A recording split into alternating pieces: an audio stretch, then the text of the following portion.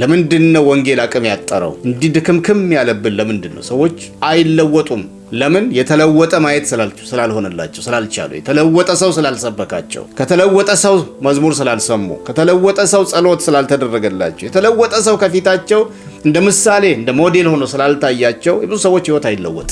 አለመለወጣቸውን በጸሎት ቦታ በአምልኮ ቦታ ለብሰው በሚመጡት ልብስ ወይም በሚያደርጉት ውጫዊ እንቅስቃሴና መገለጫ ልታውቁት አትችሉም። የተነካ ቀን ሁሉም ክርስትናው፣ ሁሉም ጨዋነቱ፣ ሁሉም ጸጥተኛነቱ፣ ሰላማዊነቱ እስኪነካ ድረስ ነው። ክብሩ ሲነካ፣ ስሙ ሲነካ፣ ዘሩ ሲነካ፣ መብቱ ሲነካ፣ ሀብቱ ንብረቱ ሲነካ ትደነግጣላችሁ፣ ታፍራላችሁ። አንዳንዴም በራሳችን እኔ ራሴ በራሴ እንዲህ አይነት ነኝ ወይ? ለካስ አልተነካሁም ነበር እስከዛሬ። ብነካ ይሄ ፍንዳታ ድሮ ነበር የሚሆነው። ለካስ ስላልተነካሁ ነው። እና ክርስትናው ሃይማኖተኝነቱ ሁሉ ሰው ሁሉ እስኪነካ ነው። ክብሩ እስኪነካ በጥቅሙ በመብቱ እስክትመጡበት ድረስ ተነክተንም ተጎርተንም ተጎሽመንም ተገፍተንም ጌታ እግዚአብሔርን በማምለክ በምናገለግልበት መስክ በማገልገል በመቀጠል ሰዎችን በመውደድ በማክበር በመቀበል ለምን አንቀጥልም? ያን እንደሆነ አልተለወጥንም። ስለ ለውጥ መሰበክ አለበት። ስለ ለውጥ መነገር አለበት። ወንጌል ይለውጣል። ጌታ የተባረከ ይሁን። ወንጌል ይለውጣል።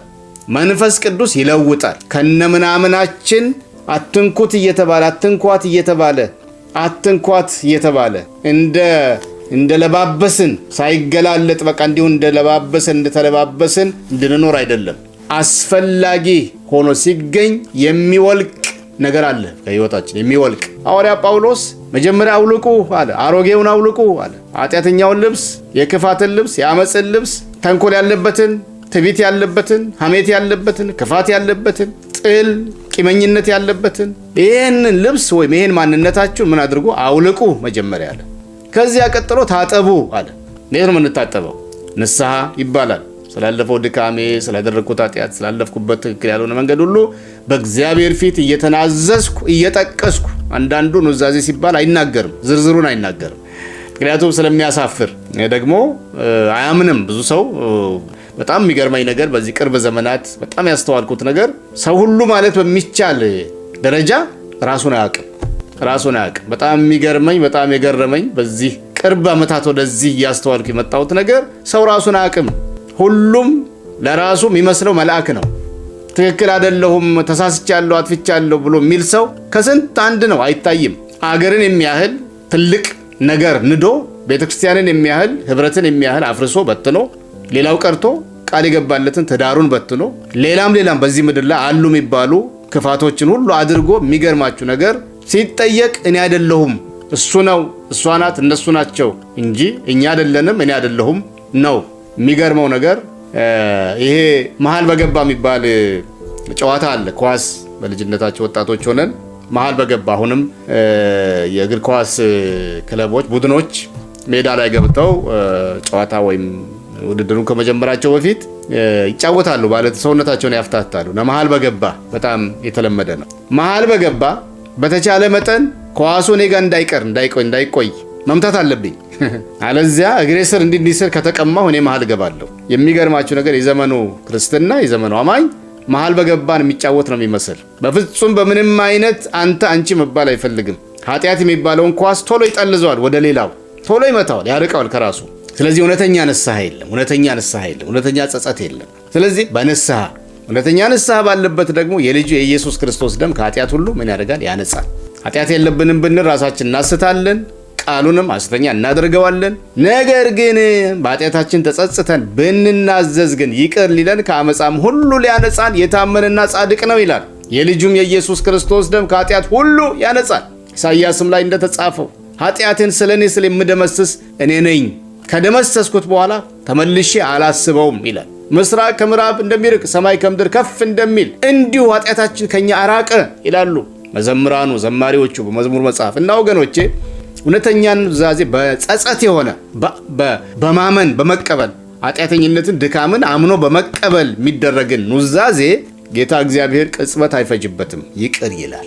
ነፍስ አጥፍተህ ቢሆን ሌላም አይነት ኃጢአት የሚባል ነገር እንደው እንዴት እንዲህ ሊሆን ይችላል የሚያሰኝና የሚባል እንኳን አድርገን ቢሆን እውነተኛ ከጸጸት የሚነሳ ንስሐ እስከገባን ድረስ ይቅርታ አለ። እግዚአብሔር ይቅር ከማለት አይደክምም። እግዚአብሔር ምሕረቱ ብዙ ነው የሚባለው ለዚህ ነው። እና እንደዚህ ሆነን ከዚያ በኋላ የሚቀጥለው ነገር አዲስ ልብስ መልበስ ነው። የቀድሞውን ቆሻሻ ልብስ አይደለም። ትዕቢተኛ ከነበርኩ አሁን ትሁት መሆን አለብኝ። ክፉ ቃል ከአንደበቴ የሚወጣ ተራጋሚ ተሳዳቢ ከሆነ አሁን ምመርቅ ሰው ምባርክ ሰው መሆን አለብኝ። ዘረኛ ከነበርኩ ቡድነኛ ከነበርኩ አሁን ሁሉን አቃፊ የሁሉ ወገን ሁሉም ወገኔ ማለት መቻል አለብኝ። እንዴት ነው በእግዚአብሔር ቤት ዘር የሚሟሟቀው? የጎሳ ፖለቲካ፣ የቋንቋ ፖለቲካ እንዴት ነው በእግዚአብሔር ቤት ውስጥ መልሶ የሚያንሰራራበት ምክንያት ምን አመጣው? እዛ ሰፈሩን አይፈልግም እንዴ? ምን አመጣው ወደ እግዚአብሔር ቤት? ወደ አማኞች ወደ ክርስቲያኖች ምን አመጣው? ምክንያቱ አልተለወጥንማ። የክርስትና ቀሚስ አጥልቀን የክርስትና ኬፕ ቆብ አድርገን ልባችን ግን አልተነካም። ልባችን አልተለወጠም። ውስጣችን አልተለወጠም። የሆነ ነገር በዚህ በውጭው ዓለም የሆነ ነገር ሲመጣ ወዲያው ልክ እንደ እንትን ጎርፍ ከጎዳና ወደ ቤት እንደሚገባ አይነት የመጣ ማንኛውም አይነት የክፋት የኃጢአት ጎርፍ ቀጥ ብሎ ወደ ቤተ ክርስቲያን ውስጥ ወደ አማኞች መካከል ሰተት ብሎ ይገባል። ምንም ከልካይ የለውም። እንደዛ ሆነና ነው እንጂ ምን አመጣው? ግሪክ፣ አይሁዳዊ፣ አሕዛብ፣ ባሪያ፣ እስኩቴስ፣ የተገረዘ፣ ያልተገረዘ፣ ወንድ፣ ሴት ስንት ነው በክርስቶስ? አንድ ነው። ሁላችን አንዱን መንፈስ ጠጥተናል። አንድ ጥምቀት ተጠምቀናል። አንድ ተስፋ። እግዚአብሔር የተባረከ ይሁን። አንድ ነን። ሊያግባባን የሚችል ቋንቋ ካለ ምንም ይሁን የማንም ይሁን ቋንቋው ሁላችንን የሚያግባባን ካለ በእሱ አምላካችንን ማምለክ ነው። በእኔ ቋንቋ ካልተነገረ የኔ ሰፈር ካልተጠቀሰ ምን አመጣው? በክርስቶስ አንድ ነና። አንድ ነን። በቃ አንድ ቤተሰብ ነን። 2 3 4 5 ቋንቋ ብናቅ ክፋት የለውም። በጣም ደስ ይላል። በጣም ጥሩ ነው። የትውልድ ቋንቋችን አፍ የፈታንበት መረሳት የለበትም። እንዲረሳም የሚያስገድድ ነገር ሊኖር አይገባም። ግን ወደ እግዚአብሔር ቤት ስንመጣ ወደ ቅዱሳን ህብረትና ማህበር ስንመጣ ግን ጉባኤውን የሚያግባባው የሚተላለፈውን መልእክት በማንኛውም መልኩ የሚተላለፈው መልእክት አድምጦ የሚባረክበት የሚፈወስበትና የሚጽናናበት አንድ አማካይ ቋንቋ እስካለ ድረስ ሌላውን በሌላ መስመር በሌላ መንገድ ስለ ቋንቋ አጥብቄ ተናገርኩ፣ ይቅርታ። ግን ዋናው ቁም ነገር ምንድነው?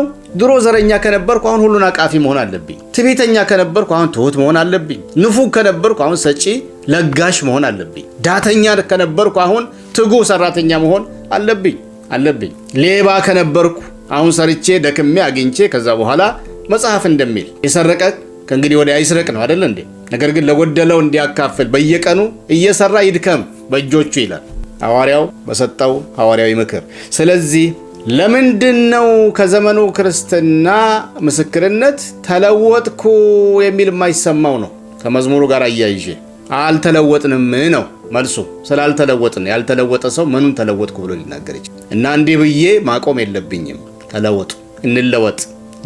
ሐዋርያ ጳውሎስ በሮሜ 12 ቁጥር 1 ወንድሞች ሆይ ሰውነታችሁን ሕያው ቅዱስና እግዚአብሔርን ደስ የሚያሰኝ መስዋዕት አድርጋችሁ ታቀርቡ ዘንድ በእግዚአብሔር ርኅራኄ እለምናችኋለሁ። እርሱም ለአእምሮ የሚመች አገልግሎታችሁ ነው። የእግዚአብሔር ፈቃድ እርሱም በጎና ደስ የሚያሰኘው ነገር ምን እንደሆነ ፈትናችሁ ታውቁ ዘንድ በልባችሁ መታደስ ተለወጡ እንጂ ይህን ዓለም አትምሰሉ። ተለወጡ እንጂ ይህን ዓለም አትምሰሉ። አሁን ቅድም ያልኳቸው ነገሮች ሁሉ ሌብነቱ ቢሆን፣ ዘረኝነቱ ቢሆን፣ አድመኝነቱ፣ ክፋቱ፣ ተንኮሉ፣ ትዕቢቱ ምን ሁሉ የሚባለው በሙሉ የዓለም ባህል፣ የዓለም መልክ፣ የዓለም ባህሪ፣ የዓለም ጠባይ ነው። እሱን አትምሰሉ። እናንተ ቅዱስ ሕዝብ ናችሁ። ምንድነው የቆራረጠን ያላችሁ እንደሆነ እኛ ፕሮቴስታንት አማኞች፣ ወንጌላውያን አማኞች የከፋፈለን ትምህርታችን ነው ማለት አይቻልም። በተለይ አሁን ቅርብ ዘመናት የሚገርማችሁ ነገር በእኛ በኢትዮጵያውያን በአማርኛ ተናጋሪዎቹ አብያተ ክርስቲያናት ብታዩ ሁሉም ጋር የሚዘመረው መዝሙር አንድ አይነት ነው። የሚሰበከው ስብከት አንድ አይነት ነው ማለት ይቻላል። እንደው በጣም ጥቃቅን ይሄ ነው የማይባል አሁን የተነሳው ይሄ አፖስቶሊክ ሪፎርሜሽን፣ ፕሮፌቲክ ሪፎርሜሽን ምናምን እያሉ ከየቦታ የተነሳሱ አንዳንድ ወጣት አገልጋዮች አሉ። ካልሆነ በስተቀረ በየቤተ ክርስቲያኑ የአምልኮ ስርዓቱ አንድ አይነት ነው። ስብከቱ፣ ትምህርቱ አንድ አይነት ነው። መዝሙሩ፣ አምልኮ፣ ሁሉ ነገር አንድ። ምንድነው የመከፋፈላችን ምክንያት ያላችሁ እንደሆነ ዲሲፕሊኑን ይዘን አልመጣንም። ዲሲፕሊኑን ጣልን። ፈሪሃ እግዚአብሔርን ተውን። ታላላቆችን ማክበርን ተውን። ስፒሪቹዋል ኦቶሪቲ ማክበርን ተውን።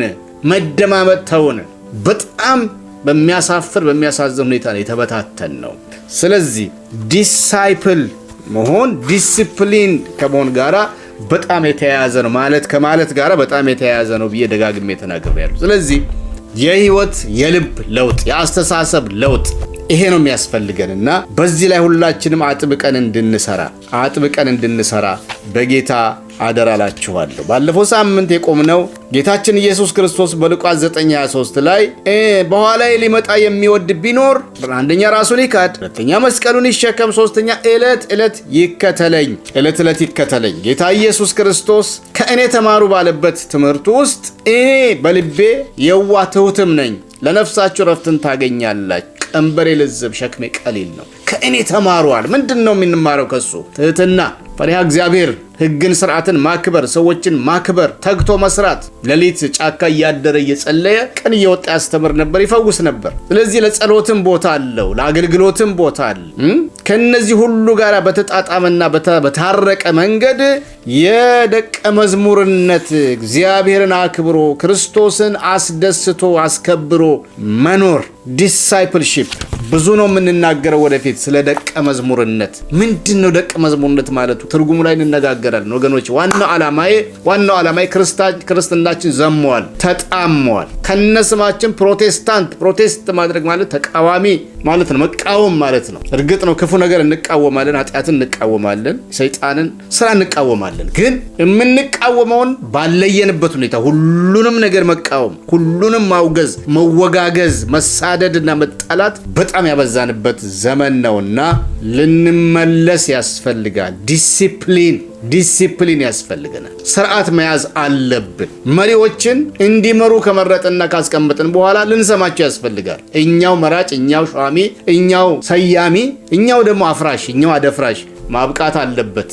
አገልጋዮች ሊደመጡ ሊሰሙ በአግባቡ ማለት ነው። አባቶች እናቶች ሊከበሩ ሊደመጡ ያስፈልጋል። ልጆቻችን በመልካም ስነ ባህሪ በመልካም ክርስቲያናዊ እሴት ሊያድጉ ያስፈልጋል። ወገኖች መደማመጥ አለብን፣ መቀባበል አለብን። ቅድም እንዳልኩት የሚለያየን የዶክትሪን ያስተምሮ ችግር ኖሮ አይደለም። በእውነት በጣም ተቀራርበናል። ሁሉም ቤተክርስቲያን መድረክ የሚሰበከው አንድ አይነት ነው። የአንድ ቤተክርስቲያን አገልጋይ ከተወደደና ከተፈለገ ሁሉም ጋር እየዞረ ይሰብካል። የእንትን ቤተ እምነት ነህ አይባልም። እንደዚህ የተዋሃድንበት የተቀላቀልንበት ዘመን ሆኖ ምንድነው የሚለየን? ትዕቢት የሚለየን የጠባይ ችግር፣ የባህሪ ችግር። በቃ ዋና ቁም ነገር የባህሪ ችግር። እኔ ስዞር በየቤተ ክርስቲያኑ አንዳንዱ ጋር ትምህርት ስለሌለ ነው፣ አንዳንዱ ጋር ጸሎት ስለሌለ ነው፣ አንዳንዱ ጋር መንፈስ ቅዱስ ስለማይሰራ ነው፣ አንዳንዱ ጋር አመራሩ አልተመቸኝም። ሰዎች ሰበባቸው ብዙ ነው። ግን በደንብ ጠጋ ብላችሁ ብታዩ የባህሪ ችግር ነው። የጠባይ ችግር ነው። የአስተሳሰብ ችግር ነው። አስተሳሰብ፣ ባህሪ፣ ጠባይ ደግሞ ይለወጣል። ፈቃደኛ ከሆንን ይለወጣል። ጌታችን አምላካችን እሱ አይለወጥም። የማይለውጠው ነገር ግን የለም። ነገስታት ተለውጠዋል። የአገር መሪዎች፣ ታላላቅ የጦር ጀግኖች ተለውጠዋል። ሳይንቲስቶች ተለውጠዋል። እግዚአብሔር የለሾች፣ ከሃዲዎች፣ ኤቲስቶች ተለውጠዋል። አብዮተኞች፣ ነፍሰ ገዳዮች ሁሉ ሳይቀር ተለውጠዋል። አብዮተኛ ሁሉ ነፍሰ ገዳይ ነው እያልኩ ሳይሆን ግን ተለውጠዋል። ሌቦች ተለውጠዋል። ነፍሰ ገዳዮች ተለውጠዋል። የተደራጁ ዘራፊዎች ተለውጠዋል። አልኮሆሊስቶች፣ ድራጊስቶች ተለውጠዋል። ከክርስትና እምነትና ትምህርት ውጪ ባለ በሌላ ሃይማኖት አክራሪ የነበሩ ተለውጠዋል። ትልልቅ ባለጠጎች፣ ሀብታሞች ተለውጠዋል። ተለውጠዋል። እግዚአብሔር አይለወጥም እንጂ የማይለውጠው ሰው የለም። ሊለውጥ ከተነሳና ለውጥን የሚፈልግ ሰው ካገኘ የማይለውጠው የለም። እግዚአብሔር የተባረከ ይሁን። ለምንድን ነው ማንለወጠው? መለወጥ እንችላለን፣ ደግሞ ይገባናል፣ አለብን። ጊዜው ደግሞ አሁን ነው። ጊዜው አሁን ነው። ታሪኬን የለወጠልኝን አዲስ ምዕራፍ የከፈተልኝን ይህን ኢየሱሴን ላመስግነው ብሎ የዘመረው ወይም የዘመሩ ሰዎች ተለውጠው መሆን አለበት። ታሪካቸው ተለውጠው መሆን አለበት። ዛሬ በኢየሱስ ክርስቶስ ስም አድማጮቼ፣ ተመልካቾቼ የኔና የእናንተ ታሪክ ይለወጥ፣ አስተሳሰባችን ይለወጥ፣ አመለካከታችን ይለወጥ፣ ግንኙነቶቻችን ይለወጡ። ብዙ ጊዜ መንግስት እንዲለወጥ እንፈልጋለን፣ ፓስተር እንዲለወጥ እንፈልጋለን፣ ሚስት እንድትለወጥ እንፈልጋለን፣ ባል እንዲለወጥ እንፈልጋለን፣ ልጆች እንዲለወጡ እንፈልጋለን፣ ጎረቤት እንዲለወጥ፣ ጓደኛ እንዲለወጥ እንፈልጋለን። ቅድም እንዳልኳችሁ ነው። ራሱን ተጠያቂ ማድረግ የሚፈልግ ሰው ከመጥፋቱ የተነሳ ሁሉም ኳሷን ይገፋታል ወደ ሌላ። በጣም ነው የሚያሳዝነው። ይገፋታል። ወንድሜ እህቴ፣ አንተ ጀምር፣ እርሶ ይጀምሩ፣ እኔ ልጀምር፣ እንለወጥ። የተለወጠ ወንጌል ሌላውን ይለውጣል። የተለወጠ ሰው የዘመረው መዝሙር የሌላውን ሰው ህይወት ይለውጣል። የተለወጡ ሰዎች ሲጸልዩ ወገኖቼ ሆይ አካባቢው፣ አየሩ፣ መንፈስ ሁሉ ይለወጣል። እግዚአብሔር ክብር ሲመጣ እናውቃለን። የተለወጡ ሰዎች፣ የትዕቢተኛ ሰው ጸሎት፣ የክፉ የሐኬተኛ ሰው መዝሙር፣ ያልተለወጡ ሰዎች ስብከት ያደርቃል፣ ያፈዛል፣ ያደክማል፣ ያደነዝዛል። እንለወጥ። ለውጥ። አሁን ወደ ራሳችን እንመለስና ምንድነው ያልተለወጥኩበት ነገር? መለወጥ ያስፈልገኛል ብለን እንመን። በጌታ ስም እንደው በጌታ ስም እና ፍቅር ነው መጠይቃችሁ። መለወጥ ያስፈልገኝ፣ የሚለወጥ ነገር አለኝ፣ ያልተሰራ ነገር አለኝ፣ ያልተቃና ነገር አለኝ ብለን እንመን። ታውቃላችሁ አንድ ነገር ብዬ ላቁም። ትልቅ መንፈሳዊ ስህተት ንስሐ ሳይገቡ ሳይናዘዙ ጌታን ይቅርታ ሳይጠይቁ ወንድም እህትን የበደሉትን የገፉትን የጎዱትን ያቆሰሉትን ይቅርታ ሳይጠይቁ ለራስ ይቅርታ መስጠት። በደንብ አስተውሉት ይሄን ነገር። ራስን ይቅር ማለት በጣም አስፈላጊ ነው። ግን መቼ ነው? እግዚአብሔር ይቅር ካለ በኋላ፣ ሰዎች ይቅር ካሉን በኋላ፣ ከሰዎች ጋር ያለን ኢሹ ከጨረስን በኋላ፣ ከጌታ ከአምላካችን ጋር ያለንን ኢሹ ከጨረስን፣ ሂሳባችን ካወራረድን በኋላ በአግባቡ ከዛ ተመልሶ የሚመጣ ክስ የሰይጣን ነው። ያኔ ራስን ይቅር ማለት ያስፈልጋል። ግን በጣም የሚያሳዝነው ነገር ሰዎች በጣም ጥበበኛ ከመሆናቸው የተነሳ የሚያደርጉት ነገር ምንድን ተቃላችሁ? በእግዚአብሔር ፊት ሳይናዘዙ፣ የጎዱትን ሰው ይቅርታ ሳይጠይቁ፣ ንስሐ ሳይገቡ፣ መንገዳቸውን ሳይቀይሩ ለራሳቸው ይቅርታ ይሰጣሉ። ራሳቸውን ይቅር ይላሉ። ከዛ በኋላ አይበገሩም፣ አይፈርሱም፣ አይንበረከኩም፣ አይሰበሩም፣ ፈጽሞ አይቀበሉም። ልክ ነኝ፣ ትክክል ነኝ ይላሉ። ኃጢአትን ሊያስተሰርይ ምሕረትና ይቅርታን ሊሰጥም ሊያሰጥም ብቸኛው ባለስልጣን ኢየሱስ ክርስቶስ ነው። አንተ ራስን ከሱ ቀድመህ ለራስ ይቅርታ አትስጥ። የሚገባ መንፈሳዊ አካሄድ መጀመሪያ ንስሐ ነው። ከእግዚአብሔርም ከሰውም ጋር ንስሐ ማድረግ።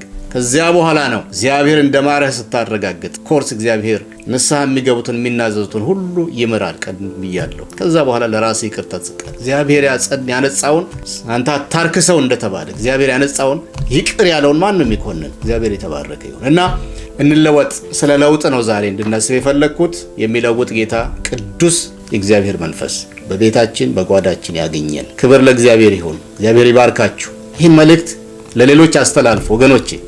በእውነት የተፈወሰ ዘመን፣ የነጻ አየር መተንፈስ የምንፈልግ ከሆነ ቤተ ክርስቲያን እንድትታደስ፣ ያኔ በዶክትሪን ታድሳለች፣ አሁን በባህሪ እንድትታደስ፣ በህይወት በኑሮ እንድትታደስ የምንፈልግ ሁላችን ወንጌላችን አቅም ያለው ኃይል ያለው ብርቱ ወንጌል፣ ለዋጭና አዳኝ ወንጌል እንዲሆን የምንፈልግ መንፈስ ቅዱስ በእርግጥ እንዲሰራ የምንፈልግ ከሆነ በህይወታችንም በጉባኤዎቻችንም ለውጥ ያስፈልጋል። የህይወት ለውጥ